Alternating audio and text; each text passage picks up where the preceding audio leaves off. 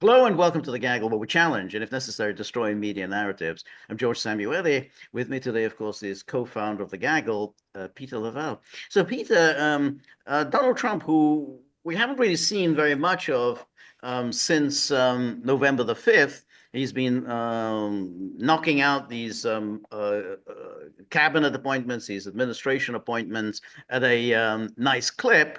And occasionally we see footage of him messing around with Elon Musk, which is again that's kind of a strange kind of friendship, but It's turning into a bromance. Okay. but it is a bromance. I mean, so there was a footage of him at Mar-a-Lago on Thanksgiving, and the two of them were just practically hugging each other. There was it's a strange thing. I mean, It's I think they got to be literally were hugging each other, sitting next to each other. a frat brat environment. Yeah. Yeah. No, Um, but Trump doesn't drink, so he doesn't drink, which is it's itself kind of very strange. But anyway, yesterday Trump sent out a not a tweet, a truth. Um, it's it's a truth. I mean, I don't know what else you can. I don't. What else do you say? It's a Yeah, truth. about BRICS. So he had already been this week issuing threats to impose tariffs. So he was hitting Canada and Mexico with 25% tariffs unless they do something about migration and the flow of fentanyl into the United States. And then he also threatened China with, I think, 10% tariff, also related to fentanyl. But the the threat of tariffs that he came up with yesterday was quite a striking one, because this time he threatened BRICS, the BRICS countries, and said, if you dare to move towards um, developing your own reserve currency, expect a 100% tariff. So let me just show you this tweet that or tweet or truth rather, that he sent out. Um, and yeah, so here's what he says. The idea that, so maybe make it seem a bit bigger. The idea that the BRICS countries are trying to move away from the dollar while we stand by and watch is over. We require a commitment from these countries that they will neither create a new BRICS currency nor back any other currency to replace the mighty US dollar, or they will face a 100% tariffs and should expect to say goodbye to selling into the wonderful US economy.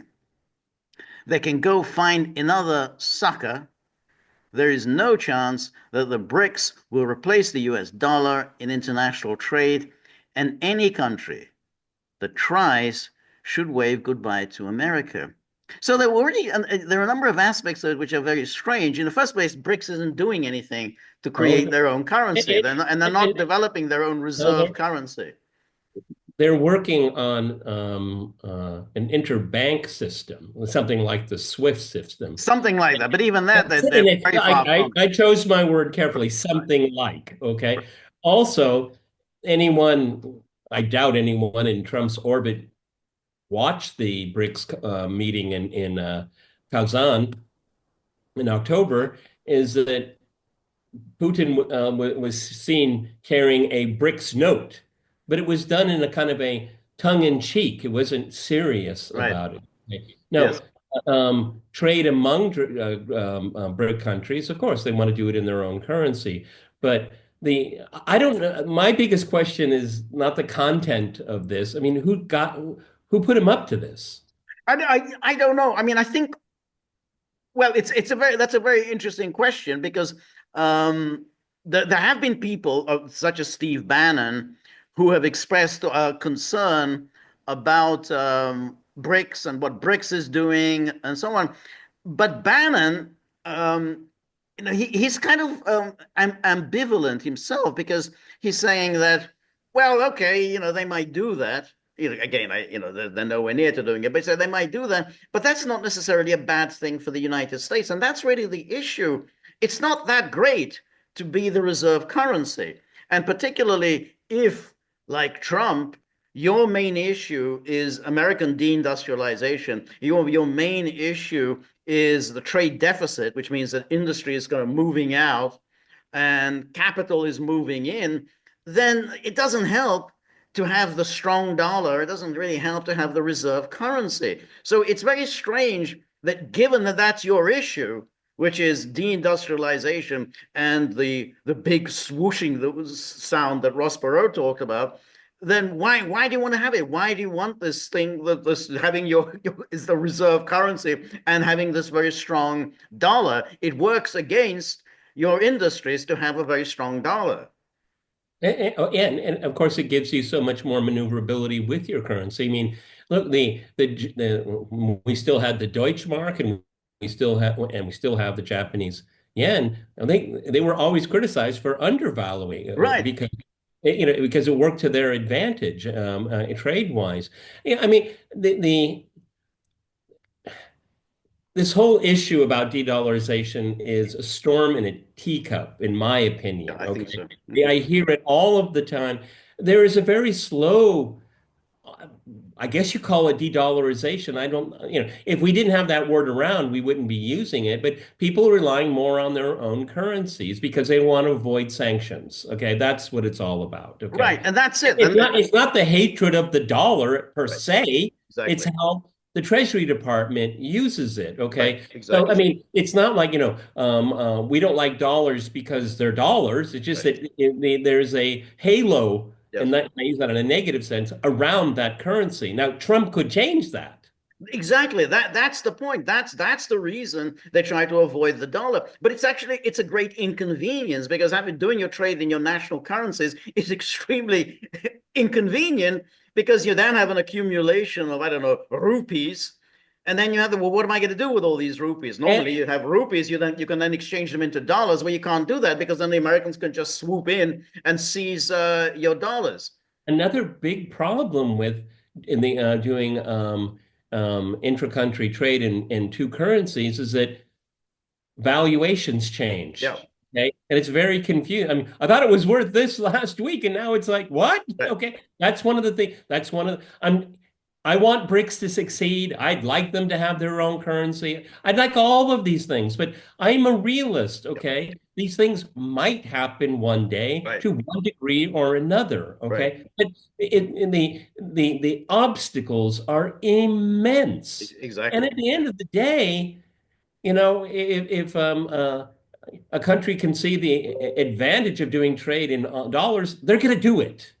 Right. No, I think everybody wants to do business in the dollar. So it's like nobody wants to get rid of the reserve currency because having a reserve currency is very, very useful for everybody because that means you can change it. And that means you can do trade all over the world if there's a reserve currency.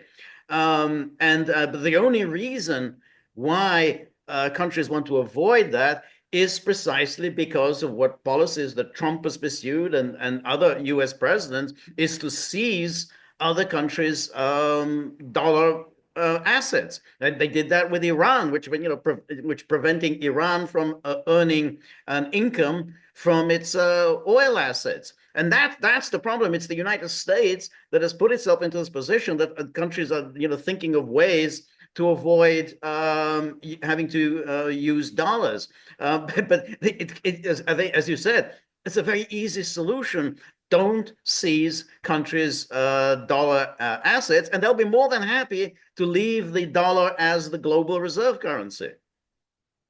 The reserve currency, that's what it is. Okay. It's not, again, I don't want to make it sound too opaque, but let's take the word dollar out and let's say reserve currency. That's what everybody wants. That's to everyone's benefit. Right. But if you have to look over your shoulder to see if the Treasury Department is going to freeze your bank account in a third country without any due process, no trial, you can't. But let me explain. There's none of that. I right. mean, it's really one of the most amazing things when you look at Western lawfare. There is no there's no recourse. You're just like you're cut. You're done. That's right. That's exactly You right. can't get your lawyer. Can you call the Treasury Department and explain that you misunderstand? No, you can. It's done. No, that's right. I mean, they did that to Iran. They've done that to Russia. They just basically seize your dollar holdings, and that's really the problem. Now, but that again is a a separate issue from the Trump's insistence on pursuing this strong dollar, which it goes together with the reserve currency, which is you get a very strong currency, but that works against your industry. And that was so when America during the Cold War and well basically since the World War II, the United States had a strong dollar, and it was done with a view to helping U.S. client states develop their industries. And they said, okay, fine, you can we'll run a trade deficit, but that'll help Germany to recover, that'll help Japan recover, South Korea to build up its industry. We don't care because it's all in dollars. So whatever trade deficit we run, the dollars come back. It's a nice deal, but it means essentially that you're losing your industrial your industrial base, and you become a financialized economy because then the dollars they come back to the United States because of the overvalued dollars, and that's how you pay for your trade deficit. So it's a boon for Wall Street, but that's not what Trump's agenda is. Trump's agenda is not to go on being a boon to Wall Street. I don't know what the exact number is now, but at the end of the Second World War, the U.S. economy, standalone by itself, made up 50% of global GDP. Think about that, okay? Right, Half of right, all business trends, economic, everything was controlled or it was around the United States. Now it's like 13%, yep, something like that. It's less than 20 for sure. Okay. And George is right. During the Cold War, during the rebuilding of Europe, expanding into Asia, particularly South Korea and Japan, Philippines to some extent. Yeah, we can take a loss. We yep, can take a loss for geopolitical reasons. We right, can take a loss. We're allies. We're going to take right, care of you. Cold War. right, But when that all came to an end, who's left holding the bag? Because Japan was rebuilt, South Korea was built, right, Europe is. It's a bigger economy than the United States. right, Okay, I'm not against tariffs. I think if it's done right. laser right in certain Yep. areas, I think it can work.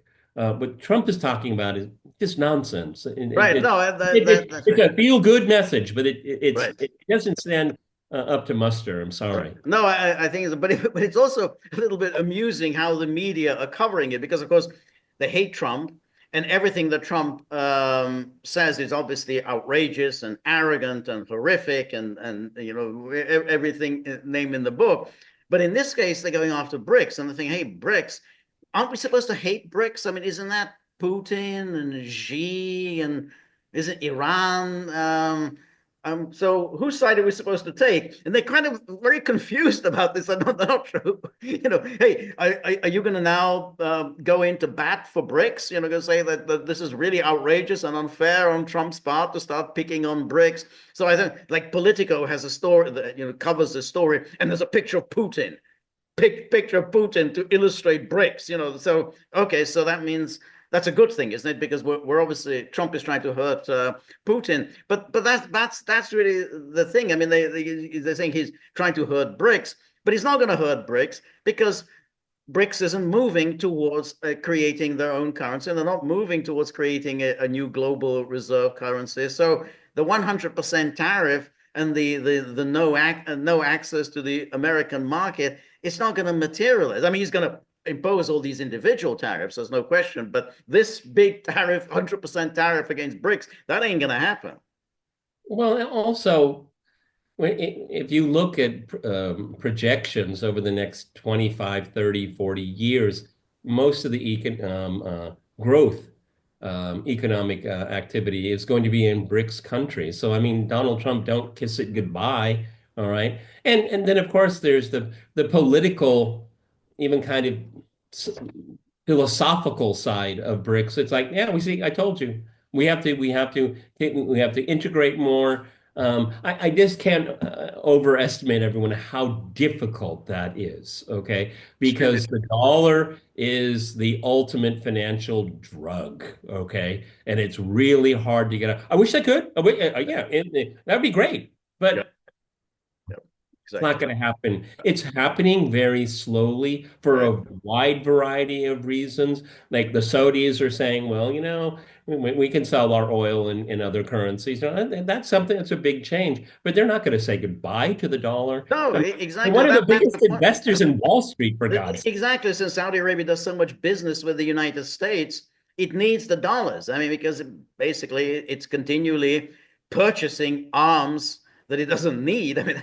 that's how they keep the Saudi Arabia going, which is, hey, this enormous quantity of money that we make on selling oil. Well, what do we do with it? Well, we pump it into the American economy and buy all these fighter jets and AWACS and whatever. And the Americans are very happy, but you kind of need dollars to pay for all that. And so Saudi Arabia is not going to give up doing business in dollars. No. Again, who whispered this into Trump's ear? Was it Gorka or somebody like that? I don't. I think he may have picked it up from Bannon, but as I say, Bannon is quite ambivalent about this. Because he's saying, we don't really need, this being the reserve currency. I mean, we've been doing it a nice favor. I mean, it's nice to be the almighty dollar and having we are the reserve currency, but there are a lot of disadvantages that go together with being the reserve currency. So you can easily argue it the other way, which is say we don't need the hassle. So maybe he got it from Bannon, but they didn't fully understand exactly what Bannon was getting at. Well, Trump's truth or post or whatever, I'm sure as it's being read all around the world, they're all saying, "Yep, he's back." He hasn't changed his postings Right. whatsoever. No, no, no, He's no. our wonderful, beloved, and all. A wonderful beloved dollar. It's so funny. I mean, That's right. Yes. A beautiful, a glorious, beautiful dollar. there's going to be a category of Trump pros. I think it could be an academic study. Okay, Trump syntax. Right, Okay, right. Trump philology. That's Okay, exactly the so the Trumpian adjectives, like sort of the there you go. There you go. That will be an advanced that's like degree. a wonderful beloved dollar. That's He's back. Okay, so everybody, I mean, that's kind of like a bolt out of the blue for me. George and I think we've both given really kind of reasonable, level-headed reasons why de-dollarization isn't going to happen, and it's right. slowly happening, but it's not going to. There's no, by 2029 or whatever. That's just ridiculous. Okay, and the Right. BRICS are a real thing, and they easily can coexist together. Slapping tariffs on everyone just it's the way he's talking about it is Right. it's just economic nonsense. Right. Okay. No, I mean, I think if you're doing tariffs, the traditional reason for tariffs, which is to protect your domestic industries, that makes sense. But here, I mean, to protect our wonderful beloved dollar, that doesn't make a great deal of sense. Particularly as if it's not under any kind of threat. Oh, we're gonna, Well, I we're mean, gonna hit you with a 100% tariff. I don't remember under what administration it was, but Harley Davidson. I mean, iconic I think it American. was under Ronald Reagan. Well, yeah. Reagan Okay. did And this. then you have these Japanese super bikes coming in. Yeah. Okay. I mean, yeah, they might be of better quality, have different purposes, but is an American icon? Americans like that kind of thing. I mean, I think Harley Davidson was making more off the jackets than they were off the motorcycles. Okay. Right. I mean, that's the laser focus saying, we're going Right. to protect Right. this category of Right. motorbike. Right. Right. Okay. Exactly. Yeah. Yeah, no, that's right, and it does make sense. I mean, it's like, hey, we don't want our auto industry just to be wiped out. Auto industry, it's part of your national identity, and therefore you say, oh well, we'll do something else. No, no, we've got to preserve our auto industry, and I And think and that and, makes and sense. and the derivatives that are around that. Right. Okay, and, Right. and we're talking, yeah, huge employment, Right. manufactured goods. I mean, this is the greatest mistake. See, Trump is 2 decades late, and trillions of dollars late. I mean, when we had with Clinton just deindustrializing the country and just accelerated since. Right. This is why you get to where you are. Yeah, that's right. Yeah. All righty, everybody. This is our wrap for a Sunday here. First day of December. Where did the time go? Tomorrow we're going to have a live stream at 10 o'clock Eastern time. That means it's 6 p.m. my time. And then George is back in the saddle solo Tuesday.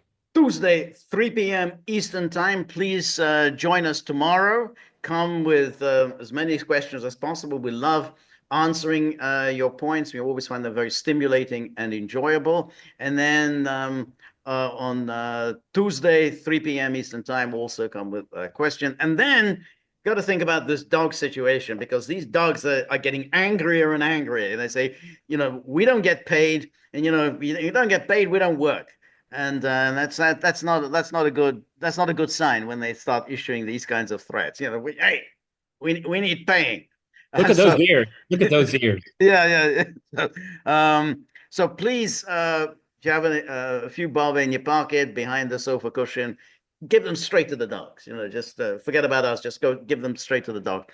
We're very grateful for all of your help, friendship, and support. The more you're able to donate, the more of these videos we can make, the more we can improve on the technology, and above all, we'll keep the dogs quiescent for as long as possible. Not an easy task. So remember, if you like the gaggle, please like, share, and subscribe. See you soon. Bye-bye.